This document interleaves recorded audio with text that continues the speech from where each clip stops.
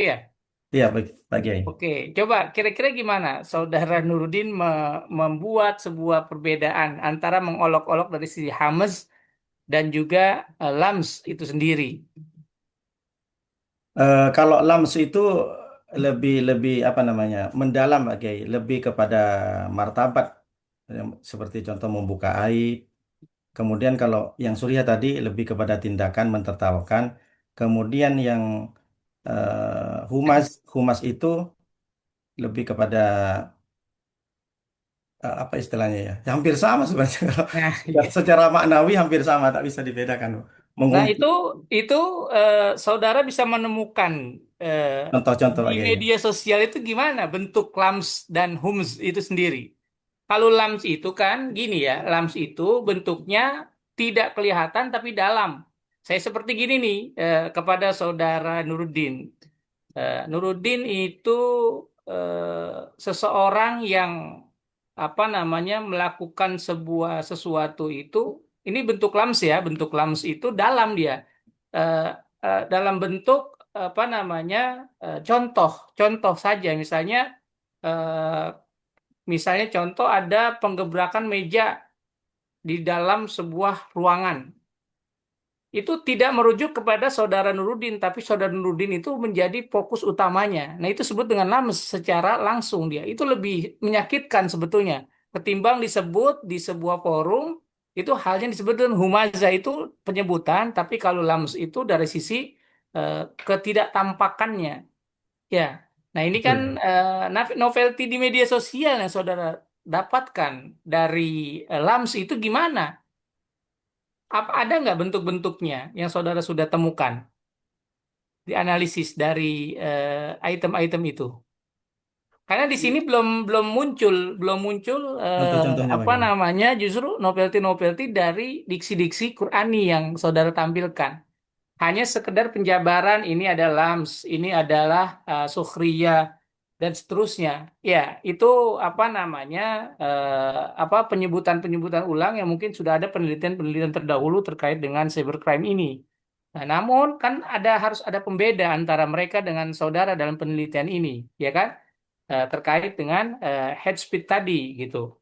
Ya, nanti coba di dianalisis kembali ya, Saudara Nurdin, untuk Baik, baik, baik. mempertajam di mana head speed itu muncul di media sosial yang berbentuk sukhria tadi. Kemudian bentuk lams seperti apa gitu kan? Nah, ini karena di sini saya belum menemukan Baik. terkait dengan apa namanya ujung pisau dari penelitian saudara tadi ini kan, seperti itu.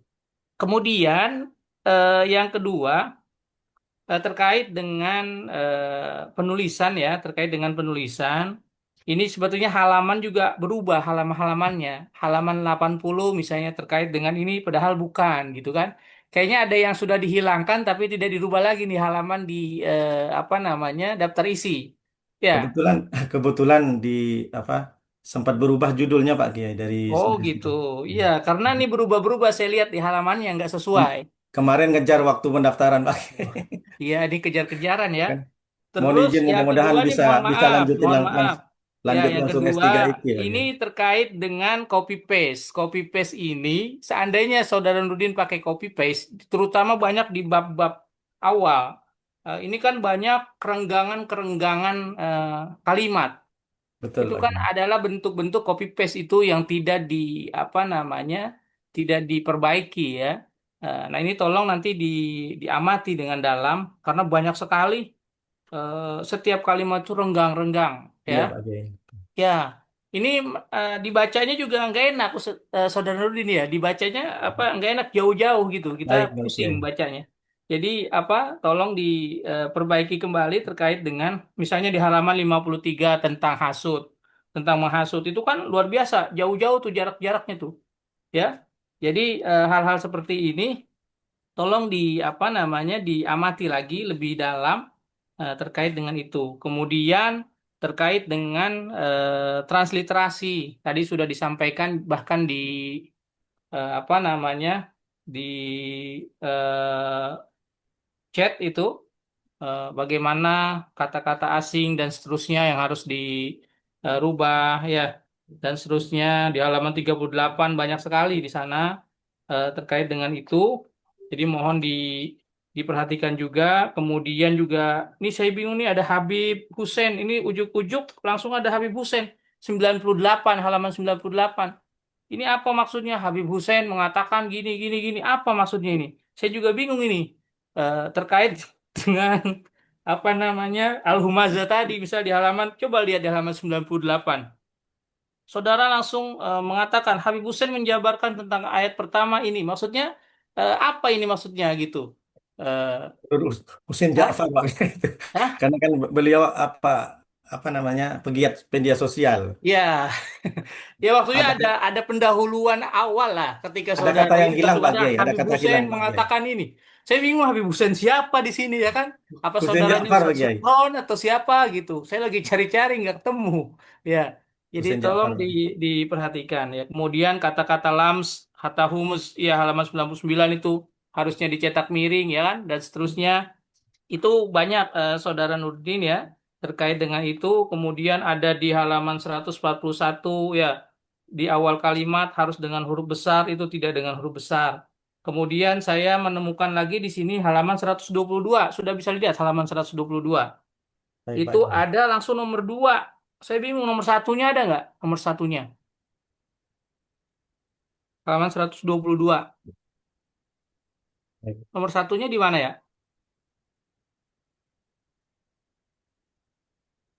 Ada nggak? Apa saya nggak dapat cetakannya nomor satunya? Atau gimana Bu Ade dapat, saya nggak tahu nih. Bu Ade dapat, saya nggak dapat. 122.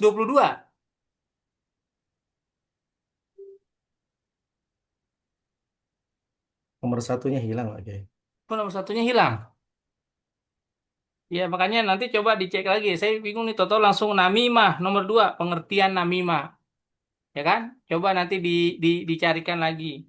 Kemudian juga di halaman 92 ya, di halaman 92 saya nyari A B C D, yang C-nya nggak ada. Langsung A B D dan seterusnya. Ini terkait dengan apa namanya penulisan-penulisan yang saudara ingin kemukakan.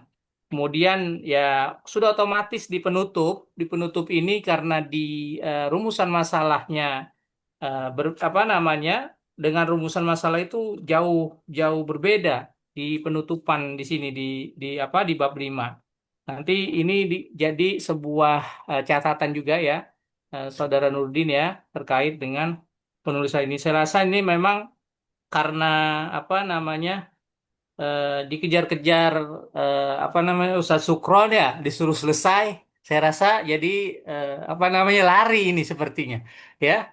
Oke, mungkin itu dulu yang bisa saya sampaikan. Terima kasih Bapak Pimpinan Sidang. Assalamualaikum warahmatullahi wabarakatuh. Waalaikumsalam Waalaikumsalam warahmatullahi warahmatullahi wabarakatuh. wabarakatuh. Baik, terima kasih kepada penguji kedua. Selanjutnya kepada penguji pertama tadi ya. Selanjutnya kepada penguji kedua, Ibu Ade Melda LCMA PhD. Kami silakan dengan hormat. Bismillahirrahmanirrahim. Assalamualaikum warahmatullahi wabarakatuh. Yang saya hormati pimpinan sidang, sekretaris sidang, para penguji, dakatir, dan para habaib yang hari ini hadir. Kalau Habib tuh Pak Syukron itu Pak, Habib itu. Iya, iya. Ya Allah, ini Bekasi lagi hujan-hujan ini. Oke, tadi sudah cukup banyak ya Pak Nuruddin Zaini yang saya banggakan, saya hormati. Sudah cukup banyak tadi dari penguji pertama dan detail. Beberapa catatan juga sudah disampaikan tadi sama ya Pak. Banyak kata-kata yang hilang, penulisan juga yang harusnya miring dia tidak miring dan lain sebagainya. Tapi sebenarnya kalau untuk penulisan itu apa ya harusnya harus sempurna ya.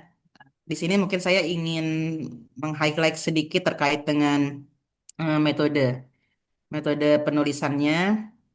Jujur ini pas saya baca dalam hati saya begini Pak, ya ini wayanya nih kalau kata orang Bekasi nih, ini kayaknya nih bakal yang dibahas nih surat Al-Hujurat lagi nih ya. Kaulan ma'rufah, kaulan lainan dan seterusnya ini. Tadi seperti yang saya sampaikan ke Pak Muhammad Saleh bahwa untuk tesis itu dia harus sesuatu yang berbeda. Apalagi nanti Bapak akan melanjutkan ke S3 ya. Artinya kan nanti akan bisa itu Pak nanti terlihat. Kalau S1 itu dia hanya ditaruh-taruh aja.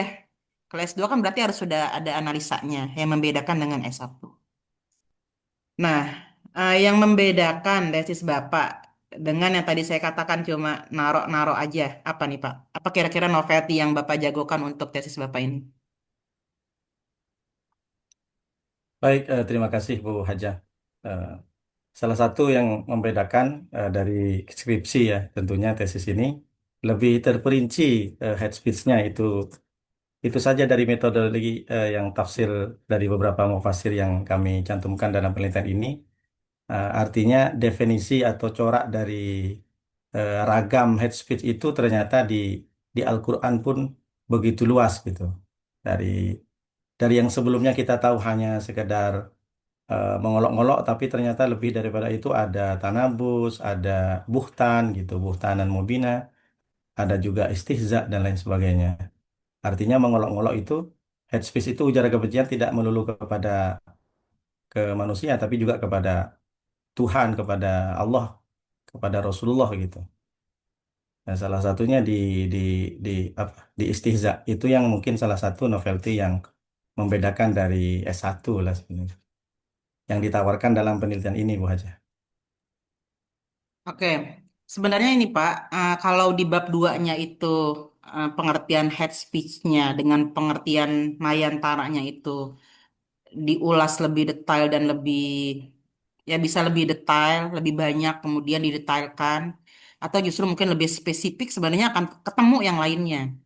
Misalnya tadi saya pikir Mayantara itu kan dia media sosial ya atau yang lebih luas daripada itu. Jadi ya harusnya lebih banyak definisi-definisi apa tuh Mayantara misalnya medsos, medsos termasuk di dalamnya. Nah, medsos itu kan dia punya aturan-aturan itu, Pak. Misalnya TikTok ya, yang saya tahu TikTok, kalau yang lain saya kurang paham juga. Misalnya TikTok, di TikTok itu kan ada itu. Jadi yang disebut hate speech itu apa saja? Misalnya yang disebut hate speech itu adalah eh, ketika kita menyebutkan tentang orang Yahudi misalnya. Jadi kita misalnya menyebut orang Yahudi atau menafsirkan orang Yahudi, itu tidak boleh menggunakan kata-kata yang dilaknat atau apa. Itu kan berbeda dengan Al-Quran. Kalau Al-Quran bagaimana tuh yang disebut hate speech gitu? Apakah hate speech itu berarti tidak boleh rasis atau seperti apa? Itu kan itu salah satu mungkin yang nggak pernah dibahas ya, terutama di skripsinya anak-anak S1. Atau misalnya kalau kalau di TikTok itu dia tidak boleh misalnya ada kata-kata yang darah atau yang mendiskreditkan perempuan. Jadi kalau kita membahas misalnya surat At-Tolak ya, itu kalau di TikTok nggak itu tuh nggak lolos. Kenapa? Karena dianggapnya itu adalah diskriminasi perempuan, di mana talak itu hanya diberikan untuk laki-laki. Berarti kan itu ada perbedaan dengan Al-Quran. Jadi ini masih bisa jadi ini terlalu umum gitu ya, sehingga kemudian hasilnya pun ya tidak jauh beda dengan yang lain. Bisa jadi kurang detil. Kalau kurang detil itu berarti kan harusnya di medsos apa. Kemudian head speech itu dikumpulkan apa saja gitu ya. Kemudian nanti eh, setelah dari situ Bapak bisa menyimpulkan, oh berarti yang disebut head speech ini satu, dua, tiga, empat. Bagaimana Al-Quran menyikapi hal itu? Saya lihat di situ belum belum kuat teorinya. Jadi kesalahannya itu ada pada teorinya Pak. Head speech-nya belum kuat, teori head speech-nya belum kuat. Ini sekalian nanti Bapak S3 ya. Teori head speech-nya kurang kuat, kemudian teori Mayantaranya juga kurang kuat. Jadi baru definisi-definisi saja. Indikator-indikator head speech-nya belum terlihat di situ. Indikator Mayantaranya juga belum terlihat. Misalnya sebagian besar media sosial itu apa atau bagaimana terkait dengan head speech. Nanti kalau bab 2-nya sudah kuat, berarti kan nanti tinggal cari ayat Al-Qur'annya gitu ya. Nah, Baik, ini kan ada baik Bu. ayat Al-Quran nih Pak di bab 3. Yang ingin saya tanyakan adalah dari mana Bapak dapat ayat-ayat tersebut? Prosesnya seperti apa? Metodenya seperti apa sampai pada kesimpulan ayat-ayat tersebut? Eh, Baik Bu Haja. Jadi saya ambil beberapa ayat yang menjurus kepada head speech itu, salah satunya metode yang kami ambil dari beberapa mufasir yang kami cantumkan di dalam penelitian ini dari mulai tafsir At-Tabari, kemudian tafsir Al-Maraghi, pendapat-pendapat ulama meskipun hampir sama tujuannya tentang pengertian suhriyah, tentang pengertian lamzu, tentang pengertian tanabus. Jadi juga kami ambil dari beberapa pendapat-pendapat mufasir seperti tafsir Marah Labib. Nah, salah satu contoh yang didiskusikan di sini menurut Seperti itu tafsir Labib Imam Nawawi Al-Jawi juga yang menjelaskan tentang bagaimana ghibah itu. Nah, jadi ada berbagai macam pendapat menurut beliau. Kemudian termasuk juga yang dinamakan buhtan, fitnah besar. Maka diambil dari ayat-ayat yang menjelaskan tentang buhtan. Awalnya sih sebelum kami menganalisis, buhtan itu lebih kepada dosa, tapi ternyata dari beberapa mufassir dijelaskan bahwa buhtan itu ternyata menuduh yang tidak sebenarnya. Buhtan itu lebih ke fitnah dan itu termasuk hate speech. Itu yang kami cantumkan, kami rangkum beberapa ayat-ayat Al-Quran menurut mufassir Bapak Fajar. Nah, berarti pemilihan ayat-ayat ini dari para mufasir gitu. Betul Bapak Fajar. Tapi itu ada kayak penghinaan, celaan langsung. Itu kan indikator-indikator head speech ya. Betul. Indikator head speech berarti kan. Berarti itu kan dari bab 2 ya Pak ya. Iya, Bapak. Harusnya kan. Ya, nanti tolong Bapak. Tolong Bapak pertegas. Ya, jadi nanti di antara head speech berarti adalah penghinaan, celaan langsung, panggilan julukan buruk. Nah, kalau Al-Quran itu gimana Pak? Al-Quran itu kan suka mencela juga tuh. Kayak tadi yang saya bilang mencela orang Yahudi. Itu head speech bukan? Saya kira kan Al-Quran kalamullah. Jadi bentuknya bukan hate tapi mengajarkan. Iya, tapi kan Bapak penelitiannya kontemporer dan itu kan kita ingin apa ya? Jadi kan diberikan kepada orang lain gitu ya, bukan Betul. bukan tafsir kan? Bukan bukan untuk orang tafsir saja. Jadi kalau ada pertanyaan seperti itu, kira-kira jawabannya gimana? Kami menjawab bahwa Al-Quran kan pedoman. Jadi ini loh, artinya kita tahu ada setan karena ada Al-Quran. Dan Al-Quran menjelaskan bukan mengolok, tapi memang sudah lebih tahu apa yang terjadi bahwa di dunia itu ada setan, ada iblis, ada dajjal, ada orang menghina. Jadi kalau dibilang, oh berarti Al-Quran juga hate speech. Oh tidak. Makanya orang-orang kafir itu kadang sakit hati dengan surat Al-Maidah yang dulu jadi gempar. Padahal Allah itu hanya mencontohkan begini loh modelnya manusia seperti itu. Artinya kalau dibilang Al-Quran mengejek, mungkin tidak. Al-Quran tidak mengejek, tapi memberikan petunjuk, memberikan pedoman kepada kita agar kita tidak seperti orang ini, agar kita tidak mencela, agar kita tidak memfitnah, agar kita tidak mengolok-ngolok, agar kita tidak bergibah dan sebagainya. Artinya Berarti kalau kan Bapak harus mencari perbedaan antara head speech versinya Al-Quran dengan head speech yang ada di teori-teori orang kan Pak? betul, Nah, itu ada nggak di dalam penelitian Bapak? Bapak cantumkan tidak? belum Ya, aja. nanti tolong ditambahkan ya. Baik, Jadi, Mas. jadi jangan sampai ada orang misalnya berpendapat, oh itu Al-Quran seperti TikTok lah ya. Oh ini Al-Quran membahas ini, membahas tentang hak-hak misalnya, hak-hak suami dalam perceraian itu dianggap sebagai diskriminasi perempuan. Atau ketika misalnya Al-Quran menyebutkan tentang laknat untuk orang-orang Yahudi, oh berarti itu dianggap sebagai apa tadi ya celaan langsung ya atau tadi alames ya itu nanti ada perbedaannya dan itu akan bapak temukan ketika tadi yang pertanyaan dari penguji pertama bapak bisa mendeskripsikan secara jelas apa itu suhriyah apa itu alames apa itu tanabus jadi dari tafsir-tafsir itu definisi-definisi katanya itu harus jelas gitu Pak sehingga nanti Baik, bisa dibedakan antara versinya Al-Quran dengan versi yang lain. Dan nanti karena itu temuan sifatnya, maka nanti Bapak letakkan di bab 4 ya Pak ya. baik, Mas. Nah kemudian, hmm, iya Pak ini coba nanti lihat ayat Qurannya juga gede-gede banget ini nomornya ya. Sampai ngeri ngelihatnya. Nanti ini di bab 2 berarti indikatornya di itu ya Pak, diperjelas ya. Baik, Indikator Bu. head Baik, speech Bu. versi versi penelitian terdahulu. Nah, nanti setelah itu Bapak bisa berikan ya, pengertian head speech di bab yang ketiga ya, itu versinya Al-Quran seperti apa. Nah, nanti setelah itu Bapak bisa dijadikan analisa itu antara head speech pendapatan manusia dengan head speech versinya Al-Quran. Nah, setelah itu nanti bisa dianalisa lagi di bab 4. Nah, kemudian ini di halaman 136 bab 4. Ini Bapak ini tafsir jalan lain atau gimana nih? Eh, tidak semua di ini, Bu Haja. Jadi tidak Karena hanya di sini tafsir ada jalan. dalam mengeksplorasi konsekuensi ujaran kebencian terutama melalui lensa tafsir jalan lain. Berarti kan seolah-olah dia seperti tafsir primer ya, kalau begitu ya. Ya, awalnya memang tafsir jalan aja Bu Haja, tapi dengan Oh, diskusi kemudian arahan diganti. petunjuk dari dosen pembimbing, alhamdulillah dapat pencerahan. Jadi merangkum ke semua mufasir, Bu Haja. Dan itu Ya, lebih fleksibel ternyata. Jadi ya. kalau di tafsir Tapi Jawain nanti kan Pak tapi kemarin nanti bingung. jangan jangan lupa diganti ya. Jangan lupa Baik, diganti kata-kata yang sepertinya itu menjadikan Jalalain itu sebagai sumber primer. Itu jangan lupa diganti. baik Bu Haja, baik Bu Haja. Kemudian di halaman 159 ini kan ada strategi penanganan hate speech. Nah, caranya seperti apa itu, Mbak? Sampai pada strategi itu.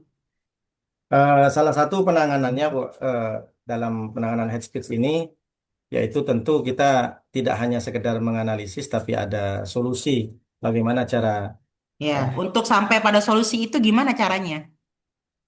untuk sampai kepada solusi itu kami contoh mohon izin saya kan sendiri sebagai pegiat bukan pegiat media sosial tapi banyak lebih memberikan speech ke jemaah gitu kan. Pertama kita eh, memberikan saran kepada mereka menyadari tentang bagaimana anjuran Al-Quran untuk menghindari tentang hate speech, artinya membangun masyarakat yang bertakwa. Jadi analisis ini menunjukkan bahwa fungsi takwa itu penting dan takwa itu harus dijelaskan. Takwa tidak hanya sekedar manut-manut saja, tapi menyadari dengan cara menjelaskan lebih gamblang lagi contoh-contoh yang akan memungkinkan orang itu menjadi musuh eh, setetanggaan, sekawanan hanya gara-gara mereka menuangkan ekspresi, contoh seperti menulis status WA gitu kan. Sekarang banyak orang diem-dieman tapi ternyata musuhan gitu, hanya gara-gara tersinggung di status Instastory-nya, padahal tidak disebutkan nama. Kemudian eh, disarankan kepada mereka-mereka terutama yang kita bisa sentuh untuk tidak selalu berprasangka. Jangankan yang buruk, yang baik saja tak perlu. Jadi tak usah ngurusin orang. Dulu kan kalau di Mekah itu yang diurus Abu Lahab, Abu Jahal bagaimana memusuhi Islam gitu. Tapi sekarang kan luar biasa Bu Haja. Orang semua ngurusin tetangga, ayam tetangga, sandal tetangga. Bahkan suami artis pun diurus. Diurus yang ini cerai lah, yang ini selingkuh lah. Apalagi 2025 macam sampai anak-anak kecil Bu Haja. Izin, saya kan guru juga. Bisa tahu pula sama Jule Bu Haja. Ini kan luar biasa. Jadi tak mau gibah jadi begibah gitu kan. Jule, Inara Rusli, waduh luar biasa. Ini kan makanya saya tertarik kenapa saya harus bahas tentang ujaran kebencian di media sosial. Jadi orang yang biasa-biasa saja di rumah gitu, pertemanan, di grup WhatsApp, itu hanya gara tulisan saja dijawab iya tak pakai A, itu bisa jadi musuh besar. Padahal dulu bestie gitu. Satu circle gitu Bu aja. Oke. Itu salah satunya, Bu. Ya, tapi maksud saya itu adalah di dalam penelitian Bapak. Jadi misalnya di bab 4, Bapak sudah membahas tentang head speech dalam perspektif para mufasir. Jadi kan berarti kan nanti kan dikelompokin itu Pak ya, dikelompokin kan. Baik, Bu. Berarti menurut para mufasir head speech itu apa A, B, C gitu. Nanti setelah itu misalnya setelah membaca analisa tentang head speech menurut para mufasir yang dapat diimplementasikan di dalam Nayantara gitu.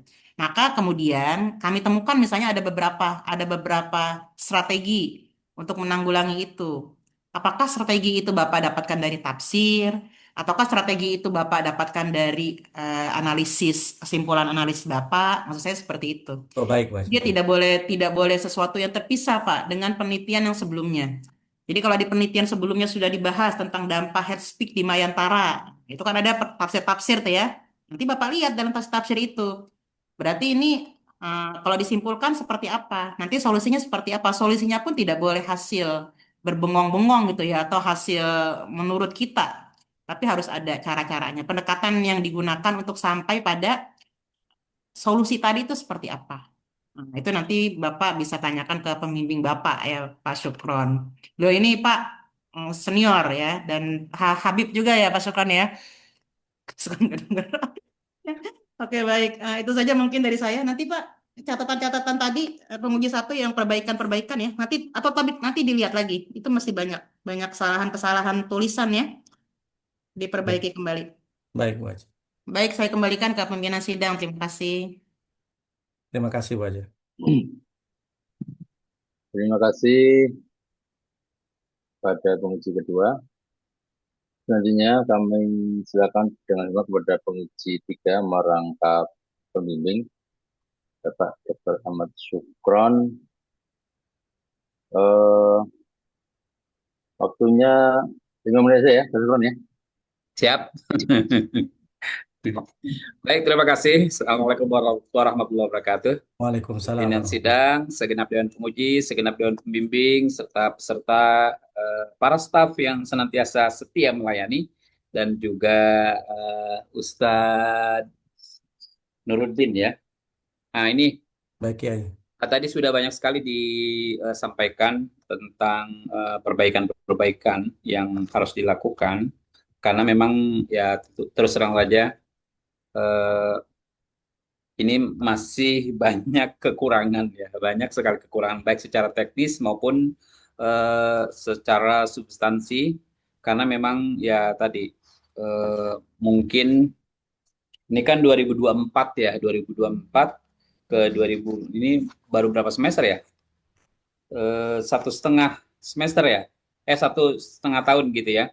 Jadi Baik. menurut saya ini masih membutuhkan waktu yang cukup ya untuk memperbaiki untuk menjadikan ini menjadi lebih bagus gitu ya. Tetapi ternyata target ingin cepat selesai ya sudahlah. Oke. Yang penting memenuhi beberapa persyaratan yang sudah ditentukan gitu ya. eh saya kira saya tidak perlu banyak kalam lagi karena memang tadi sudah banyak sekali yang disampaikan oleh pembicara satu dan dua. Mungkin nanti kalau ada hal-hal yang perlu dibicarakan atau diskusikan kita japrian saja ya, Ustaz Nuruddin ya. Baik, Kiai, Kiai. Baik, Kiai. Jadi kita tidak panjang kalam di sini. Saya kira itu saja. Saya ucapkan selamat untuk Ustaz Nuruddin dan Baik. saya kembalikan pada pimpinan sidang. Wassalamualaikum warahmatullahi wabarakatuh. Waalaikumsalam warahmatullahi wabarakatuh. Terima kasih juga untuk Dewan Penguji tadi ya, sudah memberikan masukan dan saran.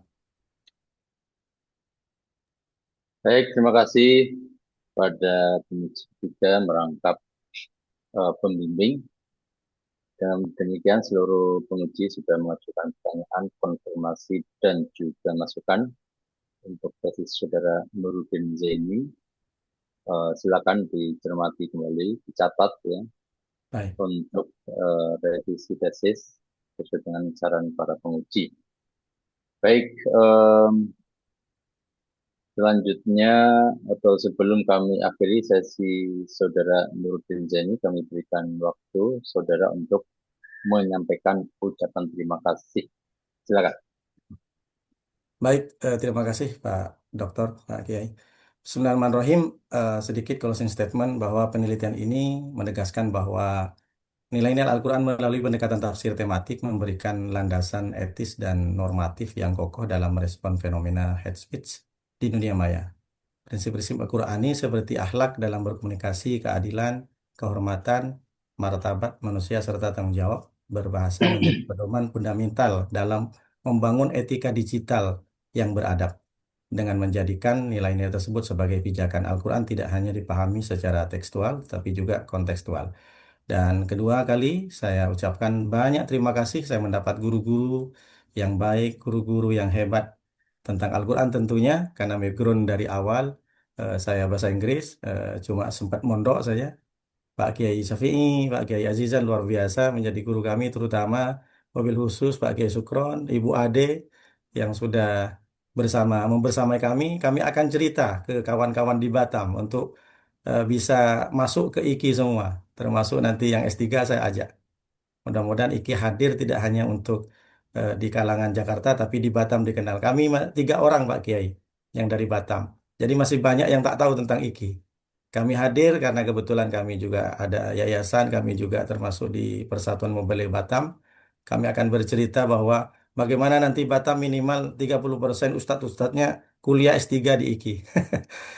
Amin, Masya amin Allah. ya Rabbal Alamin. Terima kasih banyak kepada Kiai Dr. Abdullah Syafi'i, kemudian Dr. Azizan, Ibu Ustazah Ade Naila Huda, terutama Dr. Ahmad Sukron, Kiai Ahmad Sukron. Mudah-mudahan bimbingannya yang sudah disampaikan menjadi dukungan dan motivasi kami, saya terutama ke depan untuk lebih memperbaiki cara dakwah kami meskipun kecil-kecilan, biar bersanad tentunya kemudian juga bisa memperbaiki cara kami mengetahui tentang pemahaman dalam Al-Quran selama ini mungkin banyak salah, tapi setidaknya beberapa orang sudah menjadi hijrah Pak Kiai dengan apa yang saya sampaikan.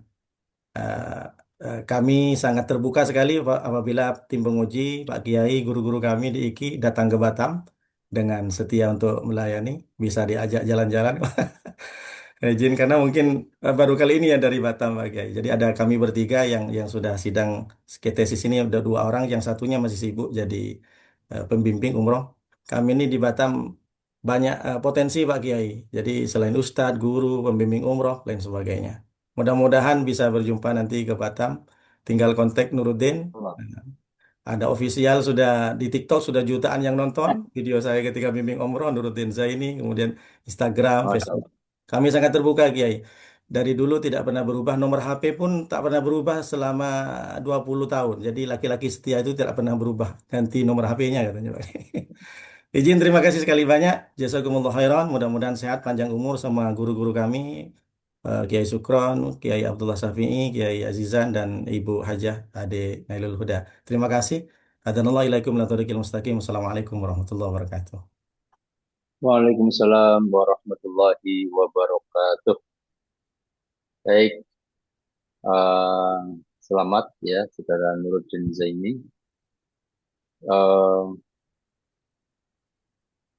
Selanjutnya kami bacakan ya kewajiban akademik setelah munaqasyah ya, bahwa setelah ini Anda tetap ada beberapa kewajiban yang harus dipenuhi. Pertama, revisi tesis ya sesuai saran dan masukan dari para penguji. Revisi diserahkan ya, harus selesai dan diserahkan paling lambat tanggal 29 Januari 2026. Jadi setelah ini Anda segera revisi, kemudian setelah revisi segera berkonsultasi atau melaporkan kepada para penguji dan pembimbing terkait revisinya apakah sudah disetujui atau masih ada perlu perbaikan lagi. Nah, seluruh proses tadi harus selesai dan harus diserahkan tanggal 29 Januari dengan menyerahkan naskah cetak tesis yang sudah di dilengkapi dengan lembar pengesahan ya yang ditandatangani para penguji dan pembimbing. Kemudian soft file dari tesis lengkap, lalu soft file dari PowerPoint. Baik, kemudian apabila tidak berhasil melakukan revisi dan menyerahkan revisi sesuai tanggal yang diberikan, tanggal 29 Januari ya, maka Anda lulusnya nanti dicatatnya bukan di semester 3, tapi di semester 4. Ya.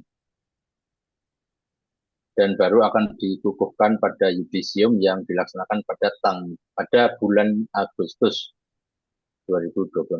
Jadi kalau terlambat pengesahannya juga atau pengukuhan kelulusannya juga mundur ya. Ya walaupun nanti wisudanya juga tetap bareng sih ya, di bulan September. Baik, kemudian deadline kedua dari revisi adalah 3 bulan. Jadi ada 2 deadline ya, deadline 29 Januari kalau mau dicatat lulus, deadline kedua 3 bulan. Ini kalau melewati 29 Januari lalu melewati 3 bulan juga, maka ada tambahan sanksi yaitu denda sebesar Rp500.000. Jadi mengerti ya Ustadz ya. Baik, kemudian kewajiban nomor 2 adalah menyusun artikel dari tesis yang disubmit atau dikirim ke jurnal nasional terakreditasi. Jadi untuk jurnal bisa diskusi dengan pembimbing ya untuk publikasinya. Dan yang ketiga, menyusun atau menyiapkan bahan untuk diskusi ataupun untuk seminar atau pertemuan ilmiah lainnya ya, atau bahkan untuk ceramah ya yang diambil dari bagian dari tesis ya, yang itu baik berupa makalah maupun PowerPoint. Dan yang ketiga, publikasi tesis dalam bentuk buku ISBN. 3 kewajiban terakhir ini menjadi syarat pengambilan ijazah, di mana pengambilan ijazah itu diberi waktu 1 tahun nanti ya, 1 tahun sejak terbitnya ijazah, yang kemudian apabila melebihi 1 tahun sejak terbitnya ijazah, maka akan dikenakan denda Rp75.000 per bulan. ya setelah memasuki tahun kedua. Bisa dimengerti ya, Ustaz ya? Baik, Baik. Ya, nanti kalau kelamaan saya jemput ke Batam tesisnya. baik, siap Kiai, Baik. siap. Eh, Alhamdulillah, siap jemput Pak Kiai. saya bacakan berita acara munaqasyah tesis. Bismillahirrahmanirrahim. Program Pasca Sarjana Institut Ilmu Al-Quran Jakarta setelah memperhatikan hasil-hasil ujian semester dan hasil penelitian tim penguji munaqasyah tesis pada hari ini, Jumat 23 Januari 2026, bertepatan dengan 5 Sya'ban 1447 Hijriah, memutuskan bahwa mahasiswa dengan nama lengkap M. Nuruddin Z, tempat tanggal lahir Pamekasan 7 Mei 1980, nomor induk 224411231, judul tesis Al-Quran dan Cybercrime di Mayantara, studi analisis tafsir tematik tentang hate speach, dinyatakan lulus dengan hasil munaqasyah nilai angka sebesar 88 atau A-, IPK 3,65 atau yudisium sangat memuaskan. Kepadanya diberikan gelar Magister Agama atau MAG beserta hak dan kewajiban yang melekat pada gelar tersebut sesuai dengan peraturan perundang-undangan yang berlaku. Yang bersangkutan adalah alumni program Magister DIG Jakarta yang ke 1264. Tim penguji, Ketua Sidang Dr. Muhammad Azizan Kirana LCMA, Ketua Sidang Dr. Syamsul Aldi MAG, anggota penguji 1 Dr. Abdullah Syafi MA, penguji 2 AD Nailda MA PhD, penguji 3 merangkap pembimbing Dr. Ahmad Syukron MA. Baik, demikian ya.